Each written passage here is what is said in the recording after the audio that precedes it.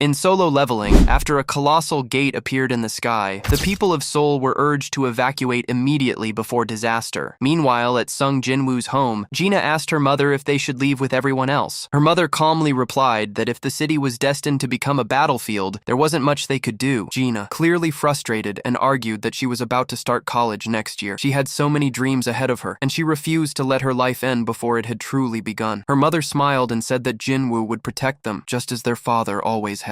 High above the city, Jinwoo searched for any sign of the monarchs, but he couldn't sense their presence anywhere. If no one else could stop whatever was coming through that gate, then the responsibility rested on his shoulders alone. As he looked at the enormous gate, he wondered if he could protect everyone without sacrificing the people he cared about. Jinwoo then pulled out his phone. If this really was the beginning of the end, there was one person he wanted to see. His eyes stopped on Cha Hae-In's name, and he gave her a call. At a nearby dojo, Cha Hae-In was in the middle of training when she suddenly paused. Her coach noticed the hesitation in her swordsmanship and told her that fear had begun to affect her movements. He admitted that even he had once been terrified after losing his arm to monsters, though the enemies Cha had faced were far more frightening. Just then, her phone started ringing. Her coach apologized for talking so much and reminded her that hunters should always answer important calls. The moment Cha Hae-In saw that Sung Jinwoo was calling, asking if she wanted to spend some time together, the people around them couldn't believe what they were seeing. They stared in disbelief, wondering if that was really Sung Jinwoo. As a crowd quickly gathered, everyone began asking the same question: who was the woman standing beside him? Was she really his girlfriend? Moments later, they recognized her as Cha Hae-In of the Hunters Guild. Looking around at the growing crowd, Jinwoo couldn't help but laugh. He had expected the amusement park to be nearly empty with a gigantic gate hanging over Seoul, but instead, it was still packed with people. Cha Hae-In then asked if he actually liked amusement parks. Jinwoo admitted that he wasn't particularly interested in them, but he had always wanted to visit one at least once. Curious, she asked why he invited her. Jinwoo simply replied that she was his only real friend. He then reminded her of what she had said in front of the mysterious statue during the double dungeon incident. The memory instantly made Cha Hae-In blush. She remembered telling the statue that she was his friend who had come to rescue him. Embarrassed, she quietly asked if he had really heard her. Jinwoo smiled and admitted that he had, explaining that his hearing was far better than most people's. Cha Hae-In then asked about the strange dungeon, but Jinwoo said he would explain everything another time because he was still trying to understand it himself. Although she accepted his answer, she pointed out that they were attracting far too much attention. Jinwoo wasn't worried, saying it didn't matter as long as they could enjoy their time together. As they walked through the park, Cha Hae-In realized it had been 2 years since she became a hunter. Yet she couldn't remember the last time she simply had fun. Being with Jinwoo made her feel unusually relaxed, and for the first time in a long while, her heart felt light. Jinwoo pointed toward a ride and asked if she wanted to try it. She happily agreed. He pointed at another, and she nodded again, then another. Smiling brighter than ever, Cha Hae-In laughed and said she wanted to ride every attraction in the park. After spending the day with Cha at the amusement park, Jinwoo wanted to show her something even more unforgettable. He smiled and asked, "Do you want to see something truly incredible?" Cha looked at him with curiosity. "What do you mean?" A few moments later, they were soaring through the sky on Kaisel's back.